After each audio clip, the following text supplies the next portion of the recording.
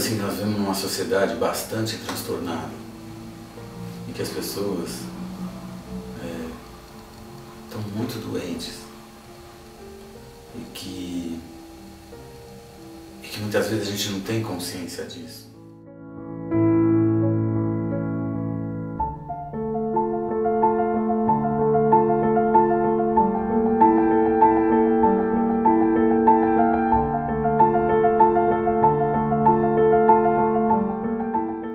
Nunca provoquei. Tentava de tudo, não responder o que ele falava, não dar importância pela situação de bebedeira dele, mas ele percebia isso, aí é que ele atacava mesmo.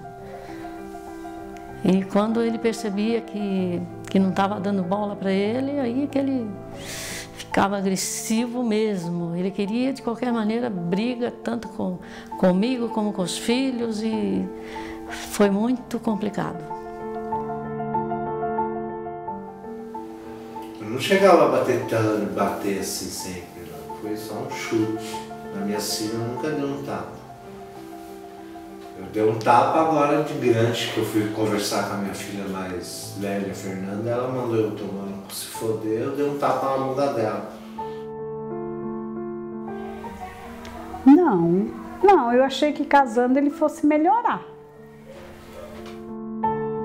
O que a gente nota muito é ainda, infelizmente, o machismo. É aquela sensação que o homem tem de que ele é dono da mulher, que ele é dono do corpo e da alma dela. Então ele tem, inclusive, o direito de agredi-la, se ele achar, entre aspas, que ela desobedeceu.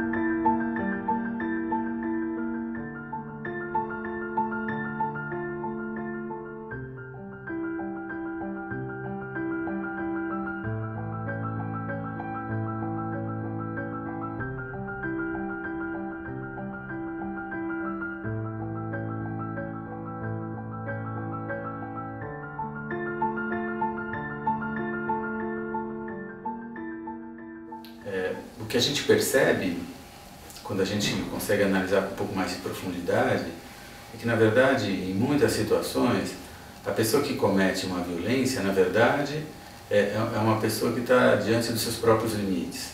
É uma pessoa que, numa circunstância, não consegue expressar de uma maneira mais saudável, não violenta, uma necessidade, um desejo, não consegue colocar com clareza suas posições e ser compreendida.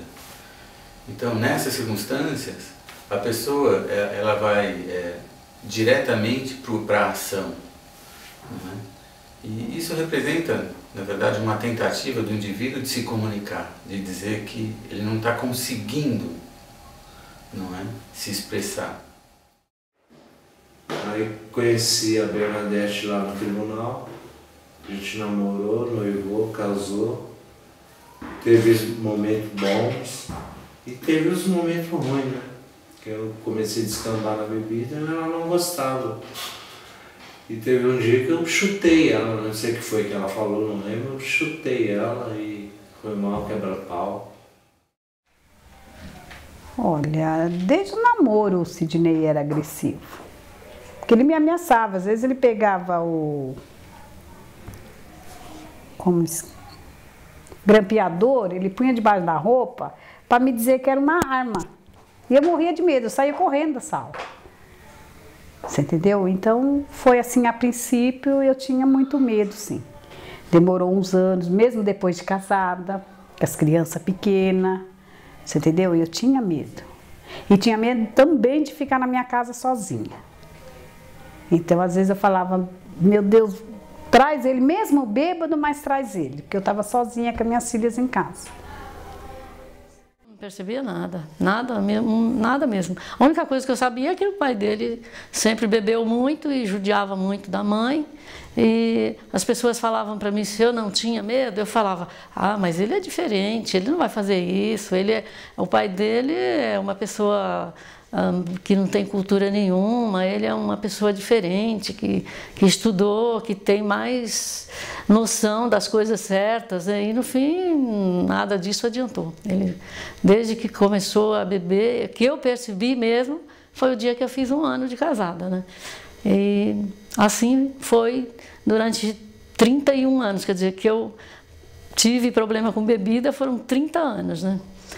E ele muitas vezes parou de beber, fez tratamento, eu tentei de tudo que pudesse ajudar, não adiantou nada, ele parava, depois voltava de novo, me agredia, e era terrível, terrível, terrível.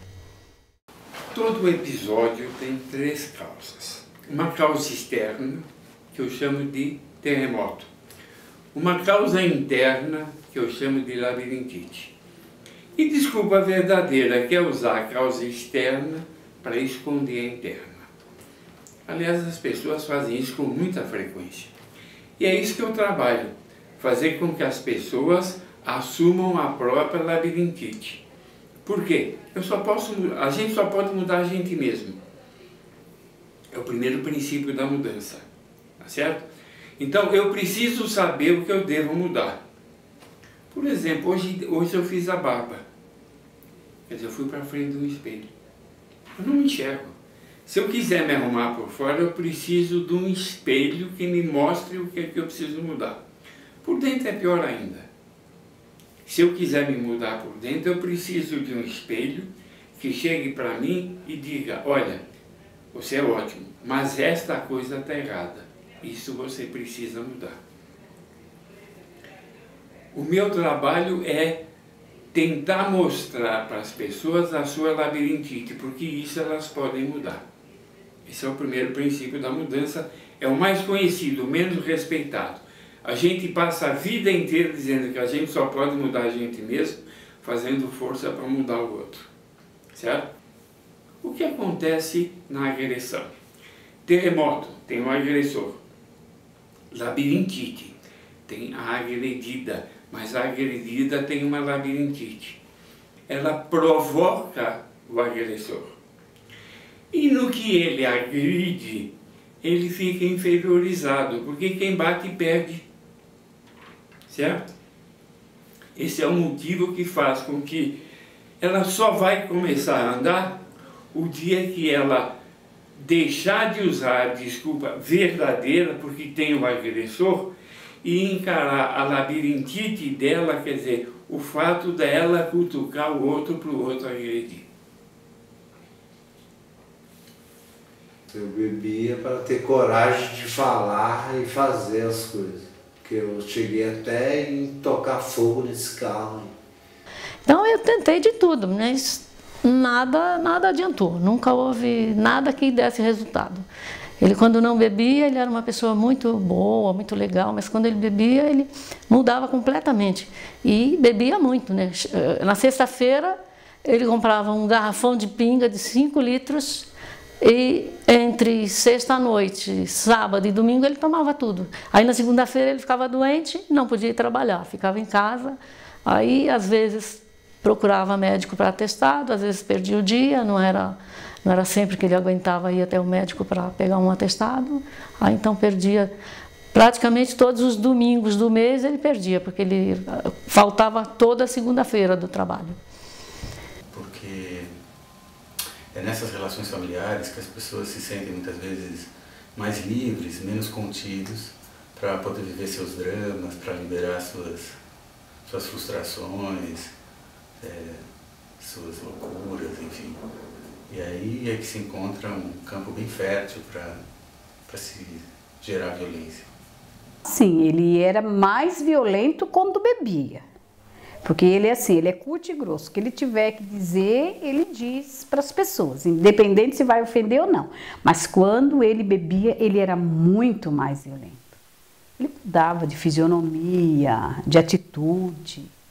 Às vezes ele não dava murro em mim, mas ele esmurrava uma porta que rachava, esmurrava a parede, machucava a mão. Você entendeu? Mas é muito. Com bebida, nossa, bebida é. Você vive assim, olha, nossa, você sofre demais. Quem convive com bebida é muito triste.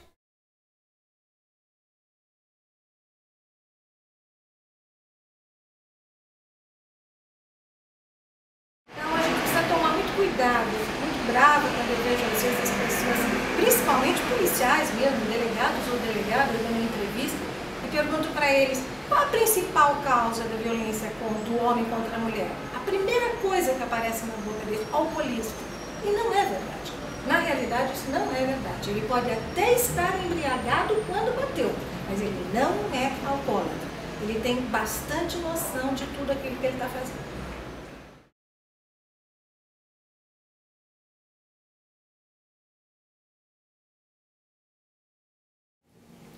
Em geral, quando o indivíduo agride, ele está meio bebido.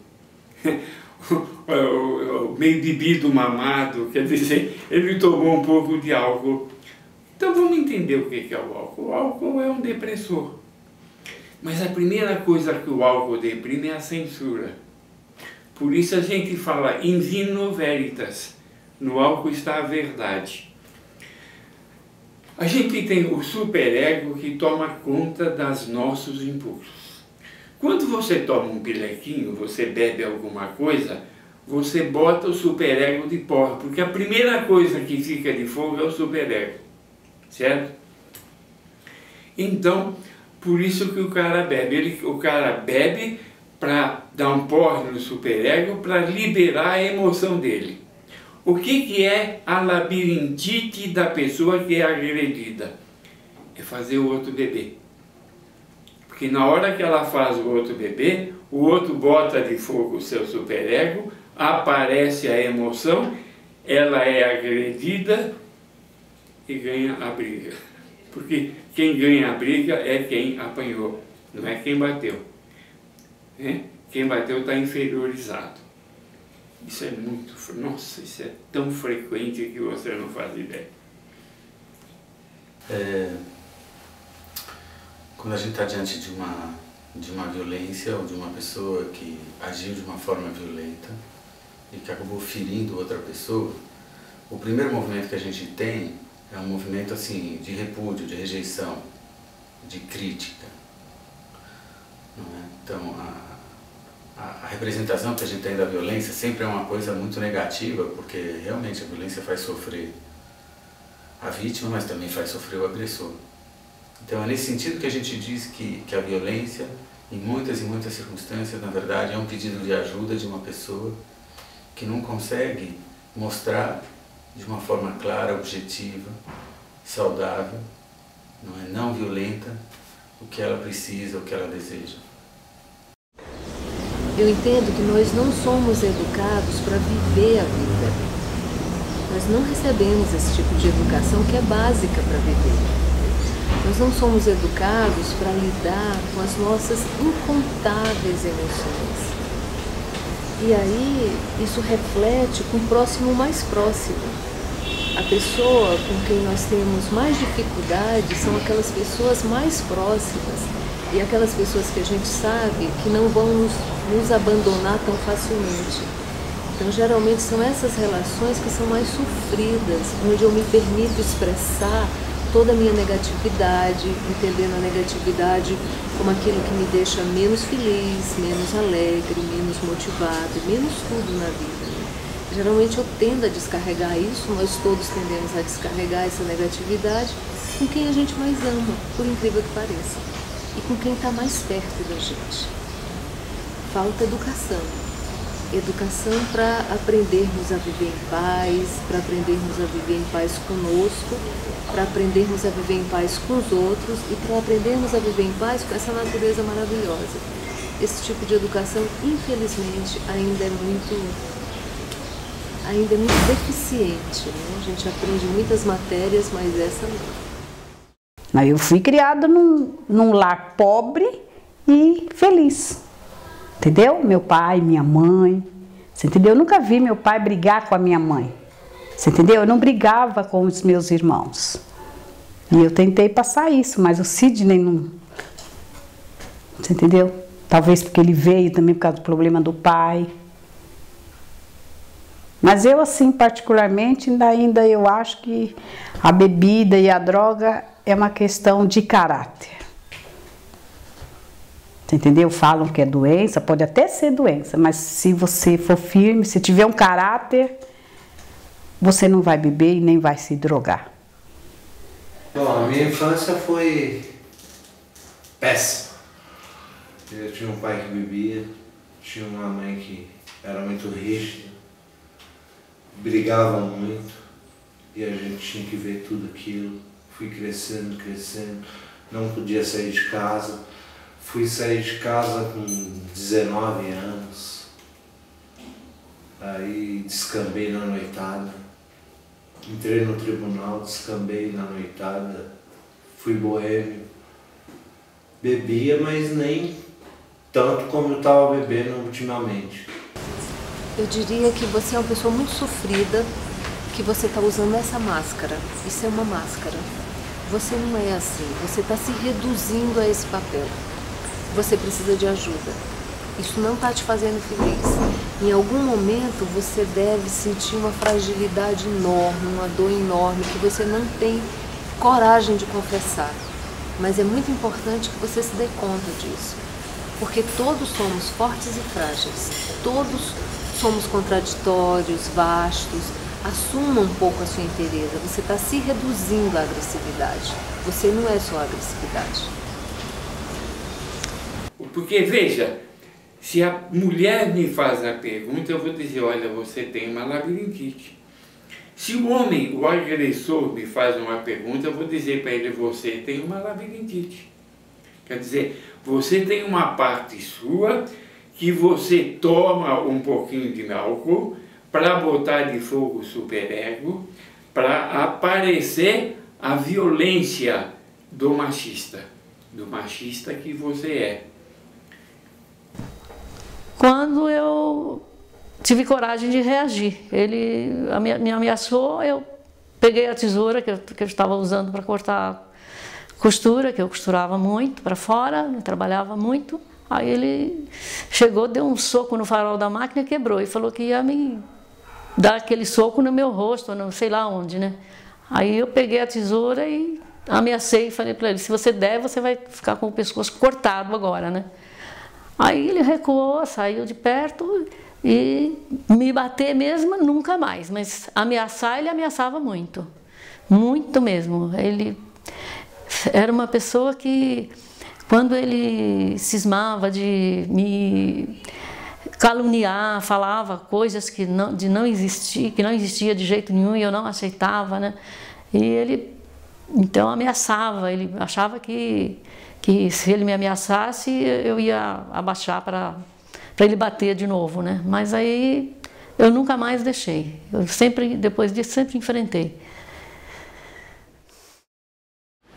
Em primeiro lugar, ela tem que ter muita coragem. Porque não é porque existe a Lei Maria da Penha, não é porque existe a Delegacia da Mulher, que é fácil para uma mulher tentar romper esse ciclo de violência. Ela precisa saber, se ela realmente quiser romper esse ciclo de violência, que ela tem hoje instrumentos, que ela tem mecanismos que vão ajudá-la a sair dessa situação de violência. Ela tem que saber o seguinte, ela tem direito sim, e se ela não for atendida, ela tem que reclamar. Quando a gente, de verdade, não é, entender, compreender que a gente precisa dizer não à violência, que a gente precisa rejeitar a violência, e que a gente precisa descobrir formas não violentas de lidar com os problemas, de lidar com os conflitos. Então, aí é um passo importante, não é, para a gente poder viver mais em paz, tanto nas nossas casas, como também nas relações sociais, nas instituições, nas empresas, enfim. É o que a gente mais aspira, né, na verdade, é poder viver mais em paz. Todo mundo sofre com essa situação de violência. Qual é a solução deste problema? A solução desse problema é sempre assumir a labirintite. O terremoto existe. não é para deixar de ver o terremoto porque ele existe. O agressor é de verdade. O que não pode é usar essa verdade como desculpa verdadeira, né? Como desculpa para esconder a labirintite. Porque o primeiro princípio da mudança é que a gente só pode mudar a gente mesmo. É o mais conhecido e o mais desrespeitado. A gente passa a vida inteira dizendo que a gente só pode mudar a gente mesmo fazendo força para mudar o outro. Então, a primeira coisa é eu assumir a labirintite. Será que eu estou realmente... Será que isso que eu falei é verdade? Será que isso que eu falei é a tua verdade? Porque não tem verdade universal. Eu posso estar falando uma coisa que você olha e diz, puxa vida, eu nunca confessei isso para ninguém, mas isso é uma verdade. Puxa, que sorte. Porque essa verdade você pode mudar, tá certo? Se não for isto, que pena. Porque é como se a gente tivesse aprisionado nessa trama que acaba impondo às pessoas, né, certos modelos de existência, certos modelos de vida que acabam impossibilitando a pessoa dela viver de uma forma livre, né, que ela possa expressar suas potencialidades, enfim. E isso vale tanto para os ricos como vale para os pobres. Evidentemente que os mais frágeis, os mais pobres, acabam sofrendo mais impacto sobre isso, né? Eu acho que essa educação, como ela está colocada hoje, ela não responde a essas necessidades das crianças, né? Inclusive nas escolas particulares.